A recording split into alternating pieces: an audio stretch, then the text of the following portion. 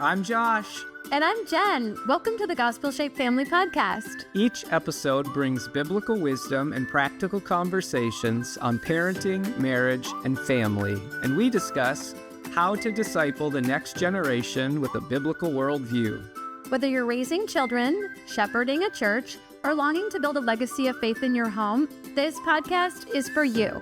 Join us as we explore how to shape hearts, homes, and churches around the gospel, one conversation at a time. Hey everyone, welcome back to the Gospel Shaped Family Podcast. Happy Tuesday, Wednesday, Thursday, whatever day it is. Whatever day it is where you are, I hope you're having a It's Thursday for us. It's Thursday for us. We record on Thursdays and then episodes come out on Tuesdays. So it's Thursday here at the Mulvihill. What was your day? Today? Yeah, before the podcast. Okay, today was a full day before the podcast. It's 1 o'clock. So got up, had a cup of coffee, milked the cow, came back in, did all the post-milking things, sourdough prep, food prep, homeschooled the children, podcast prep, answered some emails, quick lunch. Here I am. That sounds like a good day, full day. Yeah, it's good. A woman of many talents. All the things. It's really cold in Minnesota, but the milk is worth it. Did you ever think you would be milking a cow? I was afraid of cows. I was afraid of animals. I still sometimes am afraid of other people's animals, not my own animals, but man, oh man, milking a cow, never. Did you think I would milk a cow? No, but no, that's one of those things in life. That were like, yeah, we're doing that. Milk is like top 3 of things I love Josh in life. loves milk. He's always loved milk. All the dairy. So the fact that you milk a cow and we get like unlimited milk is one of the most amazing things. And raw milk is so Jersey milk is like basically drinking ice cream. Oh my gosh, so good. Stinking good. The best part is the cream. You know, like they make the milk, you milk it, and then it's like the milk settles to the bottom and then the cream rises to the top.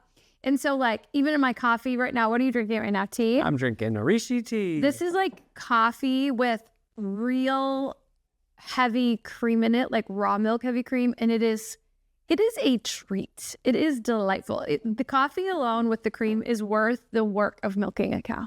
And we have an episode in a couple months on raw milk 101. Yeah, we're going to do a raw milk 101 episode. So if you're ever thinking about like, what is this that they're talking about, raw milk? Coming in the future. If you don't like raw milk, you should still listen to it. It'll be good. You'll love it. You'll love it. What are we talking about today, Jen? Well, today we're talking about education, which is always a fun topic. Every family chooses an education option for their kids, whether it be public school, private school, or homeschool. And today we're talking about what are the reasons that we, Josh and Jen, decided to homeschool our kids. So this was our thought process. This is what we went through. This is how we ended up with homeschooling. And so we thought that since that's just like such a huge part of our life, that we'd share it with you guys and that you guys could kind of know where we're coming from on this. So I guess we should start out. I thought we could just kind of share our story about how we got to this point. Let's do it. So did we always think we were going to homeschool? No, we didn't. Did we? No. So rewind back to the days when we were newly married. I was a teacher. So I have a degree in music education. And so I was a teacher. And Josh's are also taught. Where were you teaching?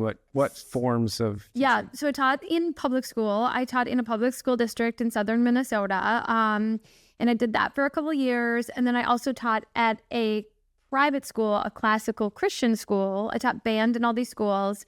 And so as a teacher, I really got to see the ins and outs of what's going on behind the scenes at school. So I think a lot of times we have perceptions about what's going on at the school, and we think about like, it's all like roses and hugs and circle time, and it's so wonderful.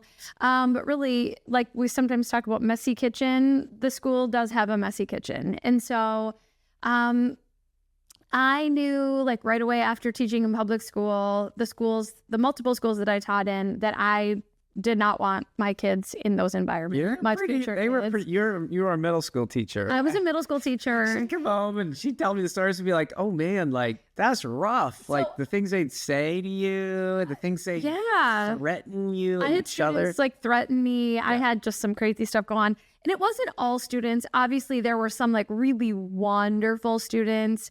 But even the teachers were not pleasant sometimes. Because a lot aren't Christians. So a lot obviously of them are not Christians. Yeah. They would like, I just heard teachers say awful things about students and about each other. And it just wasn't for me.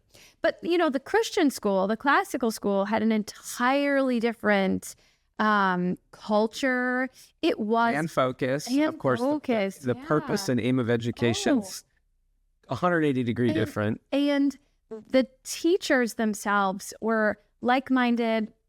They were all committed Christians, and they were there not to like teach to a test score, but really to disciple kids and to transform their lives. And so I truly loved teaching at the classical Christian school. It was a wonderful place. We would have sent our kids there. It's a very good school. It was such a great school. And so that really opened my eyes as an educator to like what school could look like. As a young person being trained, even at a Christian college, there was not an intentional encouragement for Christian young teachers to teach in Christian schools. It's a really big problem. If you are at a Bible college, Christian college, and you're listening to this, train your teachers for Christian settings. Christian school. And train them to think scripturally about science and math and music. And it's not happening. No, it's not. Even in a lot of the schools in our state in Minnesota where we went, where you were trained for education, and it's problematic. We see this in Christian schools all over the country. And we see this as homeschool parents. Yep. These Christian schools will hire teachers out of the public school, and they don't know how to teach a subject from the Bible because they've never been trained. And they've never taken the time to dig in themselves. And understand it. So many conversations with band teachers in the area who come out of a public school and now they find themselves in a Christian school or a homeschool setting. And they're like, what? I mean, just like, wow, we can use the Bible to teach about music and we can incorporate this into what we're doing. Just amazing. So that really shaped me. That was on your end. On my end, I was, I'm a pastor and I'm working with teenagers. And so you're at the second half of kind of the parenting side of things. And you're able at that part really kind of, I feel like in the later middle school and certainly in the high school years, you begin to really see the fruit of parental choices and life choices in a young person's life. And so as a pastor, I could observe very easily, and you can see trends with, okay, what are families like and children like from families who choose public school, families who choose a Christian school, families who homeschool, and you can start to see patterns of outcomes and behaviors and choices in those young people's lives. And of course, it's not the same for everybody, but there is definitely repeated likelihoods and higher tendencies. And so, that factored in very heavily into, and you're seeing, okay, these children that are in these kinds of educational environments, they're heading on a trajectory that we want for our kids to walk with the Lord all their life. Just the kinds of character traits and personality things you see. And so you say, okay, these are education is a major shaping influence. And so we took that into account. The interesting thing with Jen and I, and maybe as a listener, you can align with this in that we had never had anybody from church leadership, this I can recall, that ever gave us guidance. How do you think about education as a parent in the choice that you're going to make. And everybody that is a child has to make this decision. It's, you're getting into the kindergarten years and you're thinking, okay, I have to decide what is going to be the path for my child, or at least to start.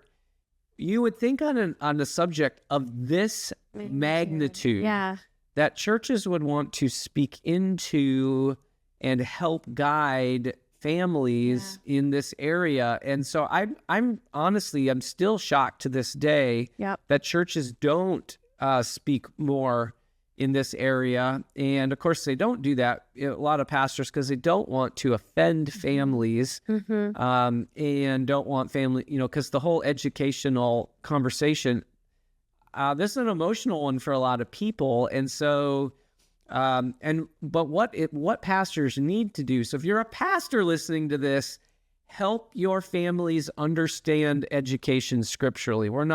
That's not the focus of this episode. That could be an entirely different one. But the Bible is very clear about what education is, who is responsible for a child's education, how education is to happen. And many pastors think, well, it's a freedom in Christ issue, and there is some freedom within the things that God says, but there also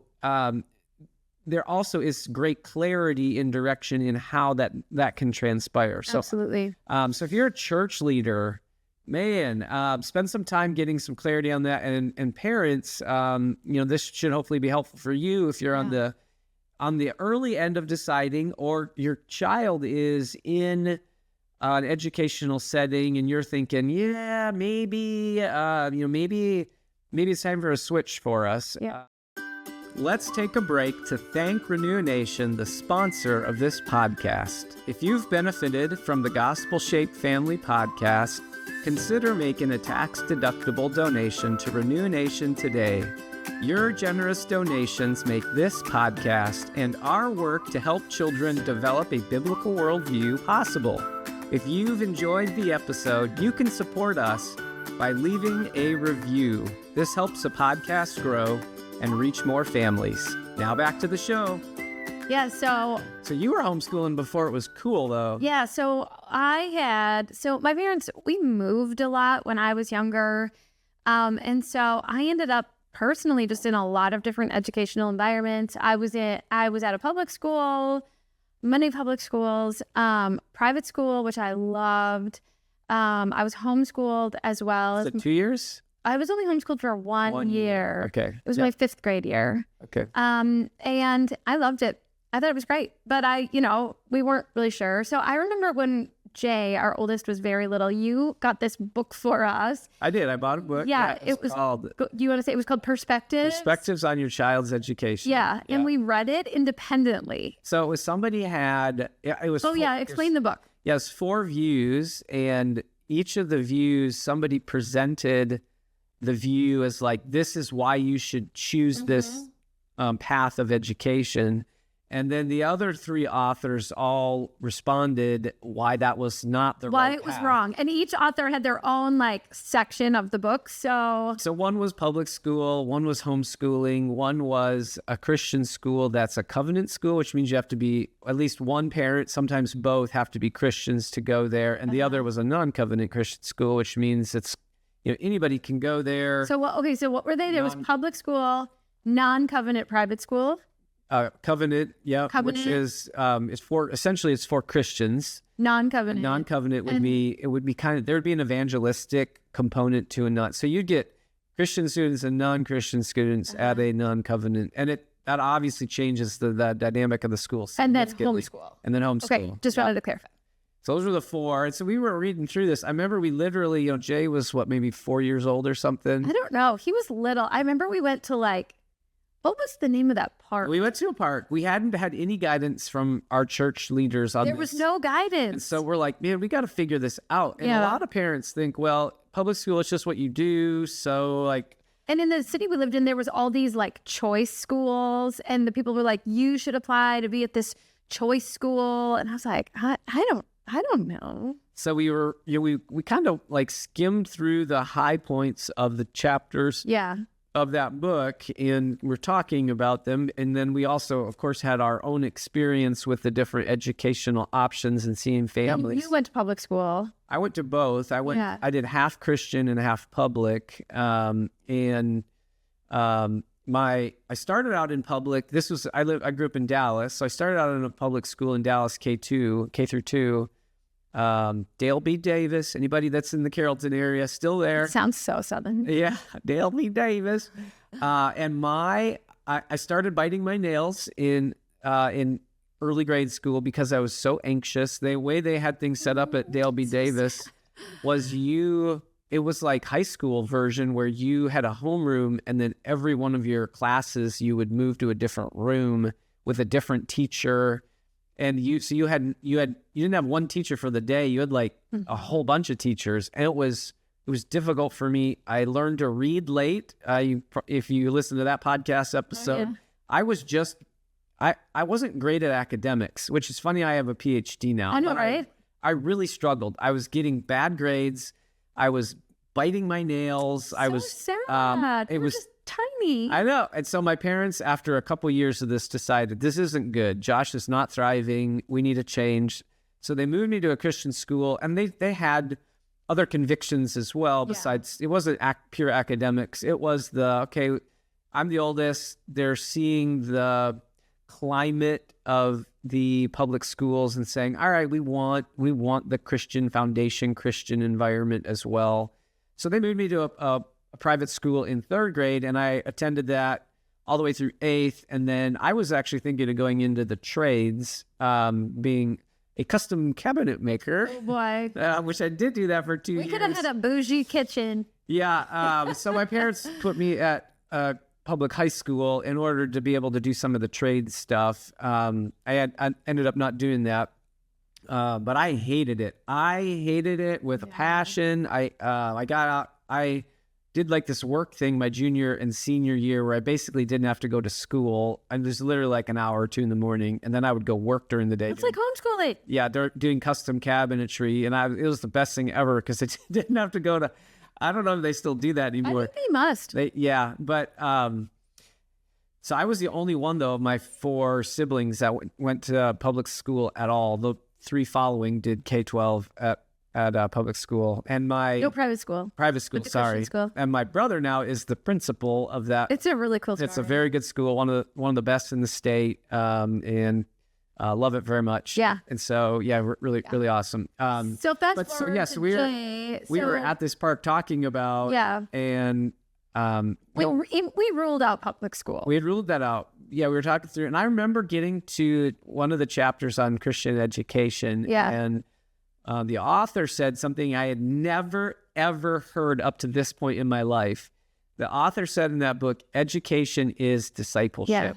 And that was enough for me. It was like, if education truly is discipleship, then no Christian parent should want their child discipled by a person that is not another Christian, because they're going to become what they believe, what they become is going to replicate those non-Christian things. Those are their views, their values. The example of that person was like, well, if that's true scripturally, that's like, this is an easy decision about public school. That's an absolute no. Yeah. Even in the best of cities with Christian teachers and in rural settings that you don't get a lot of the garbage that is in some of the bigger city public schools, you still don't get the discipleship is not a Christian kind of discipleship. And so I remember that was like, wow. Absolutely. So we ruled that out, but then we had to figure out like Christian school or homeschooling, and share about how we kind of got to. So I think the Lord helped us make this decision because we ended up moving right in the fall when Jay was starting his kindergarten year. So we were like, okay, we don't know where he's going to go to school. So I remember speaking with the headmaster of the Christian school. Such a great guy, very encouraging. And he said, Jen, you guys should homeschool. And I remember being like, this is the decision. Like, we're going to do it. So we did it. He recommended a few books to read.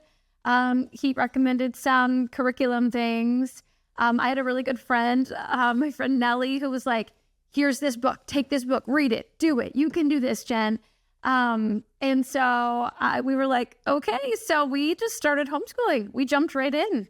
I remember going to a homeschool conference. That first spring, we went to a Minnesota. conference. It was in Rochester, where we lived at the time. And it was one of those big ones, a couple thousand people there. And they had, the vendor area's got 100 tables, and there's 100 curriculum options. And we walked into this having kind of recently decided, all right, we're going to homeschool, but we have no clue what this looks like. We have no idea what we are doing. Yeah. And they saw all the tables and all the options, and it was so overwhelming. It was like, how do you choose? How do you choose? Like, How I do you have know? no idea. And we literally looked at a couple tables, and we were like, this is too much. So we left.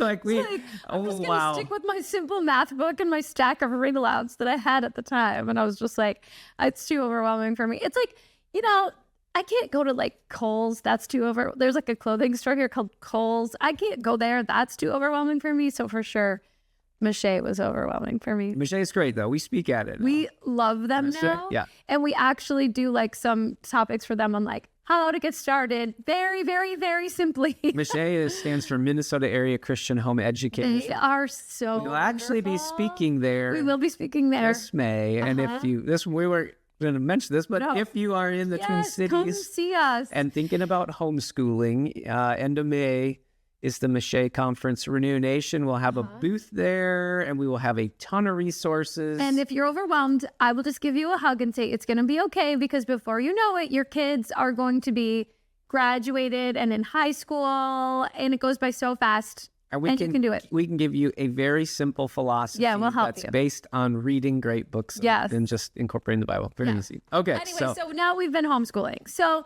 and I guess I would say, like, now we've that I look homeschooled back, now, just as I say, we've been homeschooling now for 15 years. A lot of years. And so we've gone K through 12. So we've done 12. all the years. We've graduated our oldest. One is off the payroll almost. Yes. We've got a second one that's almost through that same. We were homeschooling. We have one.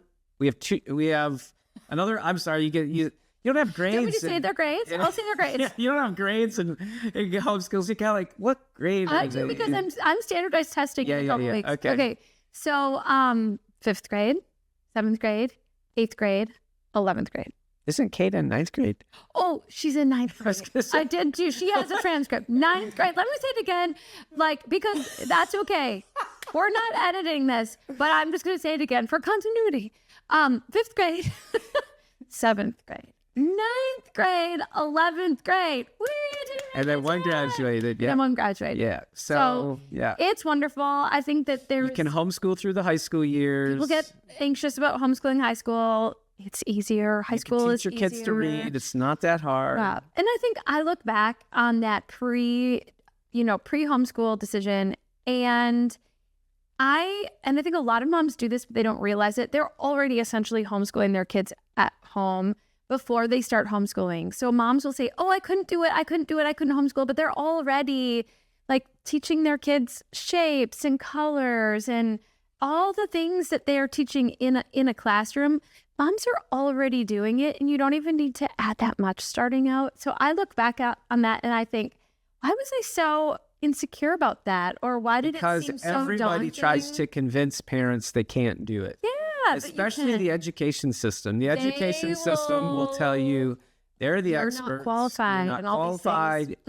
I'll say, take that. No way. Yeah. So anyways, okay, well, let's go through just like a few things on why we decided to homeschool. We already touched on a couple of these. Yeah, 15. But let's just touch the bullet points. We're going to move through these pretty quick. Yep. So the first one is education is a parent's responsibility. And I mentioned briefly that the Bible talks about the who, the what, the why, the how.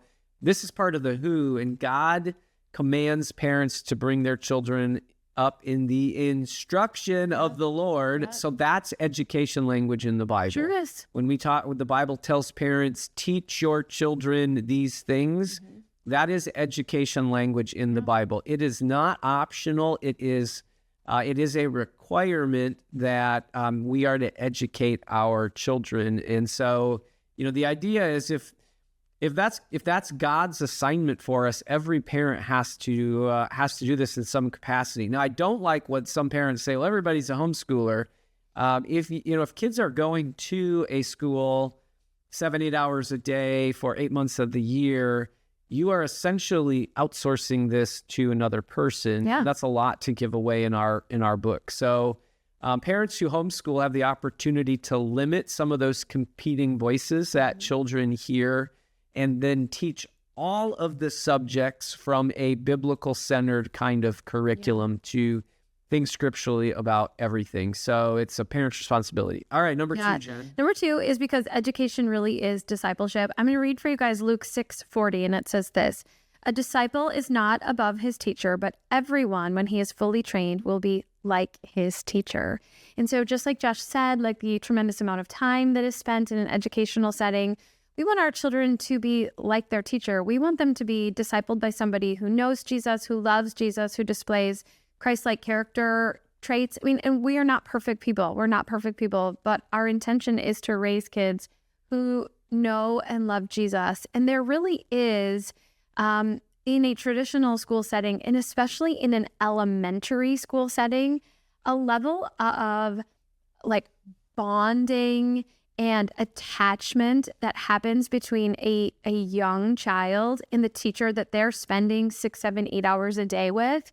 And so giving away the discipleship, especially if you're a young child, to a total stranger, for somebody who's not a believer, is not something that I want to do. And I think as Christian parents, we need to be really careful about who is discipling our kids, because they will pick up on the personality and the beliefs. And especially in an elementary school classroom, I will say children will see that teacher in all scenarios. So you see them when they're joyful, and you see them when they're not so joyful, and you see them in a lot of different things. And so it is a very intimate relationship that, especially that elementary school teacher, becomes very, so they trust what they trust them. And so we just need to be thinking about who that person is who's spending that much time with our kids. Let me chime in one thing here. So that many of the translations on Luke 40, and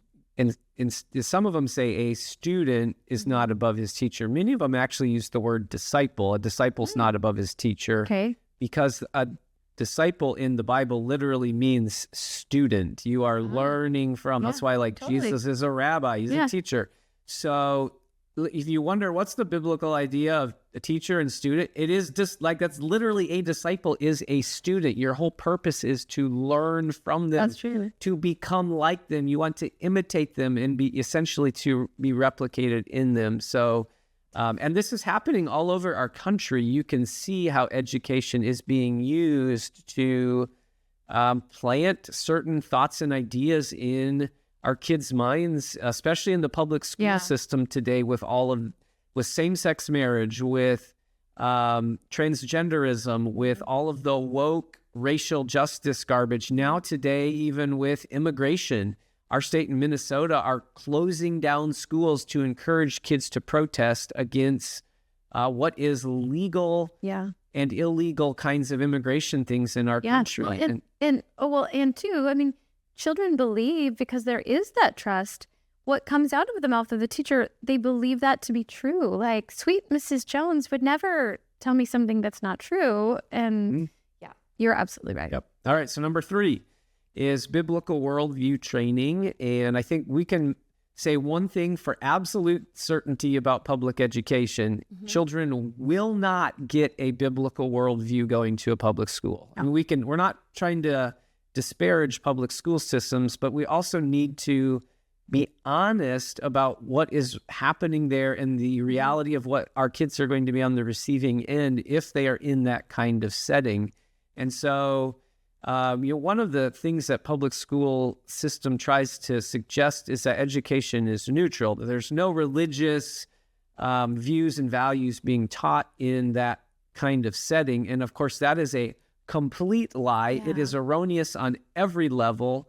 Public schools are teaching a religion, and that religion is called secularism, secular humanism. And so instead of what the school system has done is they have removed God from everything. And so they are functionally teaching children an atheistic view of life, where man is the center of all things. Man essentially is God instead of himself. Man is the authority on what is right and wrong, which is why public schools had to remove the 10 Commandments. You can't, there's no God, there's no morality. So that means a lot of what kids are taught in public schools today are a entirely different set of morals. It's not like there's no morals being taught. That's woke racial stuff. That's the world's idea of morals, of what is, it's inverted.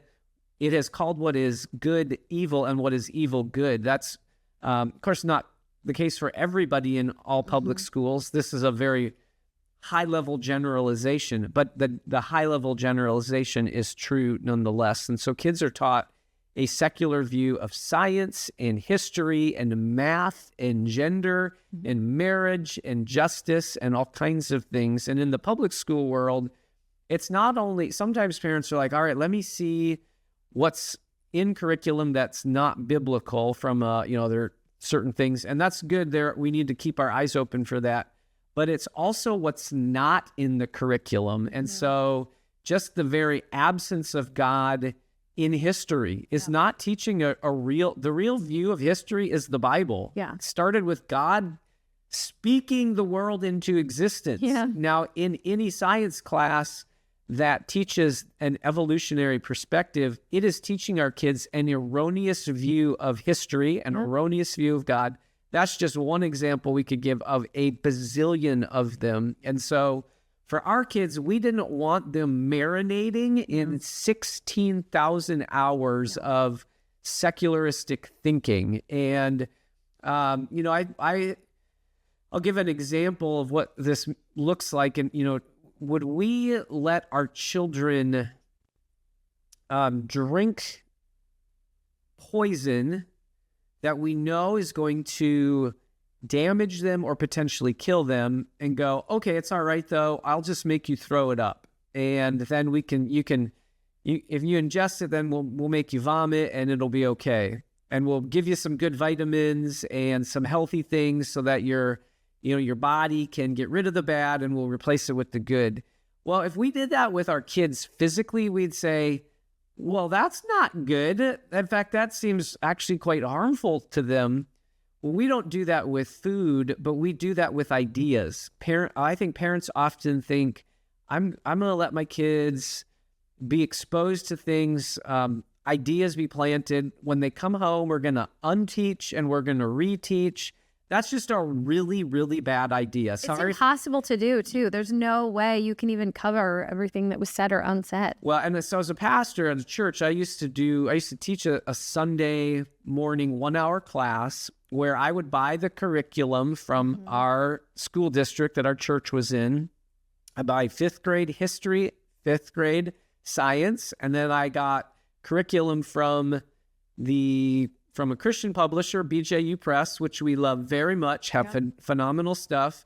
I got their 5th grade science and 5th grade history, and all I did, this was the whole entire hour, I gave parents the public school curriculum, the first about 10 pages of science and history, and I said to them, all right, you have about 15 minutes.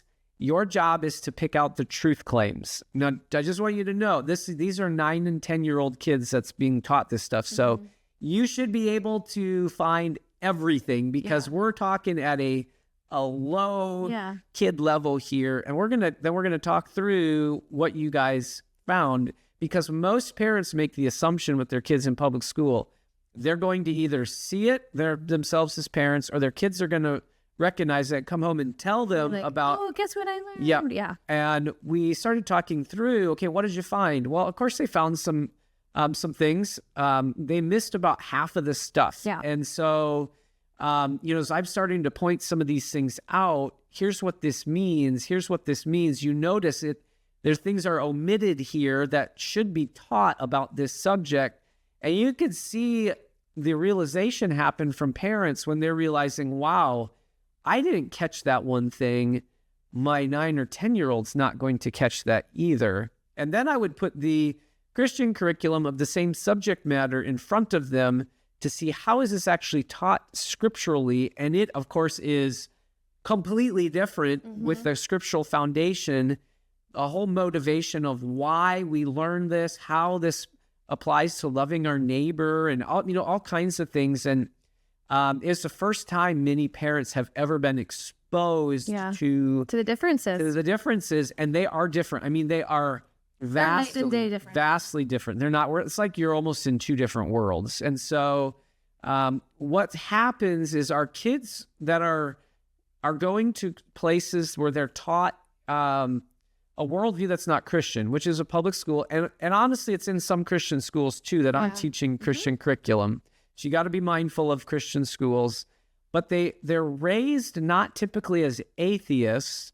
They're raised with this kind of hybrid Christianity where they may believe in Jesus for salvation, but then they've basically taken secular ideas and tried to fuse them with Christianity. And what you get is this weird Frankenstein kind of belief system that's got wonky beliefs. It's often in the big cultural areas. So our kids aren't thinking scripturally about marriage and sexuality and gender and race and justice and immigration and certainly science and history, all these things, because they've not been taught. They've not been taught how to think biblically on all those areas. Even in math. Yep. So, and the Bible, the things that kids are taught in church are like, most of them in children's ministry is Bible stories. It's David and Daniel and, those things. And it's not even touching on many of the topics they're getting hit with in school. So it's not combating that. And so it's a bad recipe. If you want we wanted our kids to think scripturally. Yeah. So we decided God gave us education as a means to that end. Yep. All right, number 4, Jen. Okay, number 4 was class size. This seems like a really no-brainer.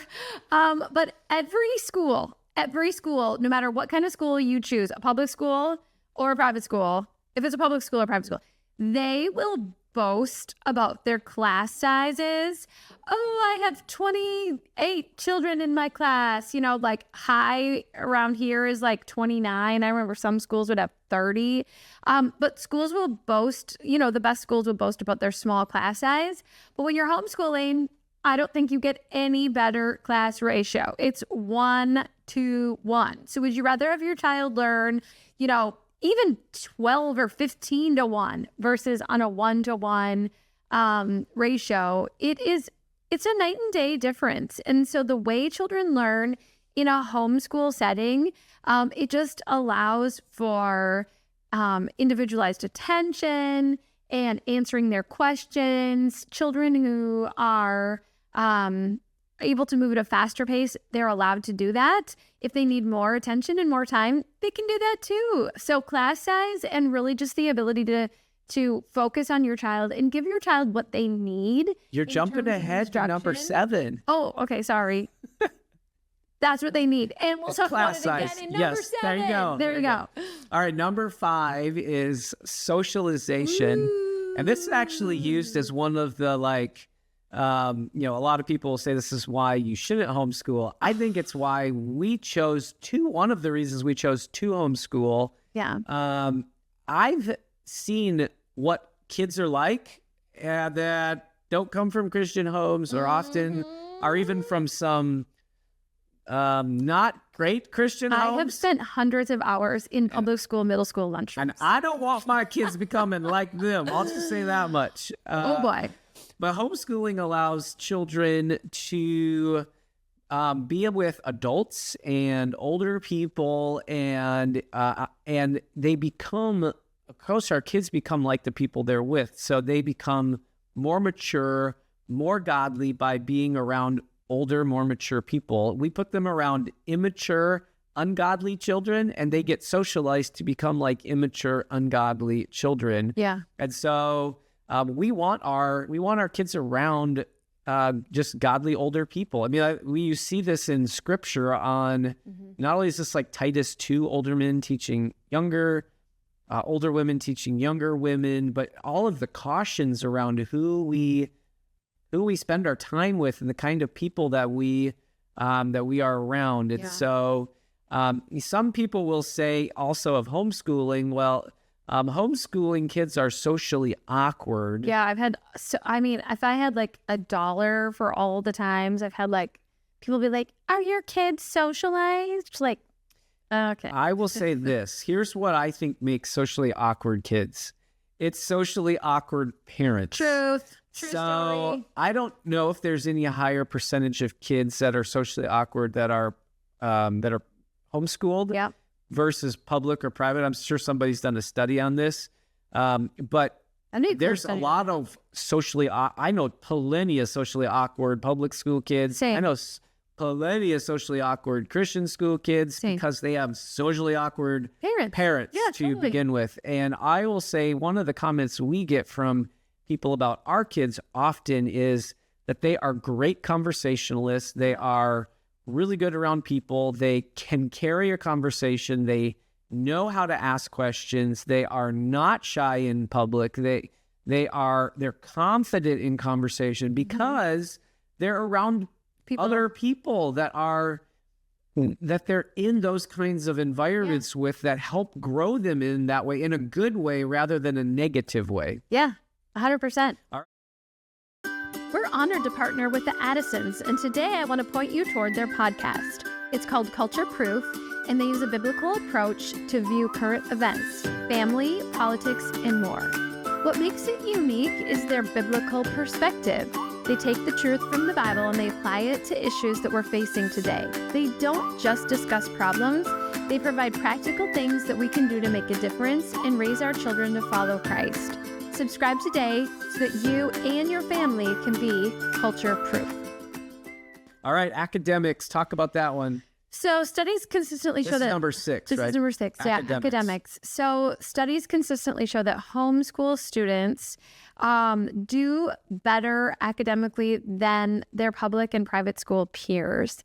And this is reflected in test scores. This is reflected in grades. This is reflected in rates of retention.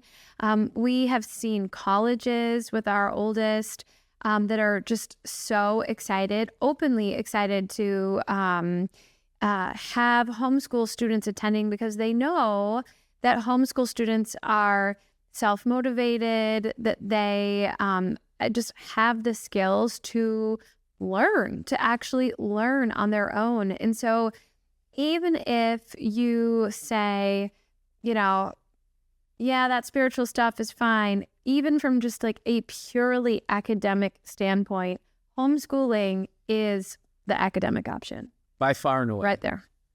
Our kids test often multiple grade levels higher. We standardize test every year. In every subject. In fact, one of our children in like middle school tested in college range for every single subject. One of his subject. And so basically he was like a 7th grader. He had achieved the academic benchmarks that they wanted for public schools. Yeah. And if we did nothing else with him from his 7th grade year on, he would be considered a success. We're like, what? No, that's a pretty low bar if that's the bar. But yes, by far and away, the gold standard today is home education academically and in other areas. Yep. And that's not a mean thing to say. It's just, that is just the reality. Yep. Number 7, which Jen touched on this briefly, is tailored education. Mm-hmm. So homeschoolers can go at their own pace, and we can learn subjects of interest that really gets kids excited about learning, and do so from learning curriculum and out books and other things that's Bible-based, so you can't get elsewhere. And a lot of the education options, it's almost like it's a conveyor belt. Like you would get, it's education with the masses, and it doesn't fit. Like I just think of boys having to go sit in a classroom for 7 hours a day. A lot of education's tailored to the way girls think and function. Oh, yes. Boys want to climb up a wall and run around, and they're active. And it's one of the reasons I think you get so many boys that are being classified with ADHD and all these things. Well, they're not, I mean, some of them likely, that's a reality, but many of them, the problem is they're a boy, and you get them out. I almost guarantee one of our kids would have been labeled ADHD because he's just all over. He's spontaneous and energetic, and I'm guessing as a young child that he would have probably been slapped with this, and he doesn't. That's not true for him. No, at all. He's just all boy, and so not only that, but you can tailor your subject matter to the things your kids are really, really, really interested in. And of course, the whole purpose of teaching is learning. So if kids are not learning, a teacher has failed. I mean, that is the outcome. Yeah. So essentially forcing all kids to be learning the exact same thing at the exact same pace at the exact same time. Yeah. Anybody that knows anything about developmental theory should be seeing red flags all over the place, but that's what we do. Like especially in those little years. That's what we do everywhere for pretty much all kids in often in classrooms. And so this allows that to be tailored. It increases motivation. It increases learning. Kids take ownership for their education. It makes it more of a delight than it is a fight. And, not that there's not challenging days, because there always is with kids. But there are also days there's like, this is just pure delight. It is very tailoring it. So we can do this based on children's preferences. Okay. Next one. The price is right. The price is right for homeschooling. So if you're wanting a truly Christian education option for your children, private school tuition can be hefty. Where we live here, it's, tens of thousands of dollars per year. And the price is right to homeschool. Really, you can homeschool your children for as little as or as much as you would like. We can easily get in, by the time we buy a math curriculum and literature books and different things, easily, a few $100s per child. I know some people who... We probably average, though, what do you think per year per child? I think it varies from year to year. I don't know, $400 or something. And we've had years where our kids do homeschool co-ops and classes, and those can add up, but by and large, it's just so affordable. Homeschooling can be very affordable. I mean, we even know people who will use the library for their curriculum, and their costs are little to nothing. So truly, for a family who wants a Christian education, homeschooling is a family-friendly, budget-friendly way to go. You could technically homeschool with a Bible, a math curriculum, and a library card. Yeah, you totally. could really do it on a budget. You could totally do it, for $75 per child per year if you wanted to. But I mean, we've seen so many families over the year who have said, we're pulling our kids out of the local, Christian school, and we're saving ourselves $10,000 a year, and we're traveling, and we're bringing our books with us, and we're living, with financial freedom because we're making the choice to homeschool versus being in debt and worrying about the next thing and the next thing. And so it can be a good financial decision. Next one. Number 9 is flexibility. And I love that the school calendar does not control our family calendar. Yeah. Our life is not revolving around a school schedule. And so there's incredible freedom. We were just in Florida recently. Yeah. I was speaking at pastors conference, the children's pastors conference. And we don't do this often. I think the last time we did this was 7 years ago. But all of our kids came, and you came, and it was a whole family trip for a whole week. It was during almost the middle of January, and everybody, all of the kids were in school, and I found back to school happened. There was like 2,500 people at this conference, and I'm trying to remember, but I don't think I recall seeing any other children. No, there. I didn't see any. Because why is that? They were all in school, and so our kids, they're able to actually do their schooling while we're in Florida, and some of them did. They brought books and they're reading along, and they're doing, they're tracking as they're able. But there's complete flexibility. Total flexibility. If you want to take a day off, you take a day off. If you want to start in July and go to October and then take a month off, I mean, you could literally design it any way you want to fit your schedule. But then on top of it, children then have this added free time that is not, 7, 8, 9 hours a day. It doesn't take that long to, in homeschooling. I mean, what do we think? I mean, in the grade school years, we figured it took about a half an hour per grade per day is about what amount of time it took. But we basically are done by, at least our kids, 9th grade and younger, are basically done with their homework by lunch. Their school That's stuff. our goal. School time done by lunch. In the morning by lunch, mid-morning to lunch, and then we're done. And then our high schoolers. There's a little more, obviously. Yeah. But that means children are free to build friendships. They spend a lot of time with friends throughout daytime, not just, weekend or evening, to serve God, to work, to learn life skills. They're outside a lot and painting and hobbying. All kinds of stuff. And so that's wonderful. And it's been a blessing to us because then this will build into the next one. We get a lot of family time together. This is number 10. Yeah. So for a lot of families, your family time is just limited to evenings and weekends. And so when you're homeschooling, you're together all the time. So family time can be flexible.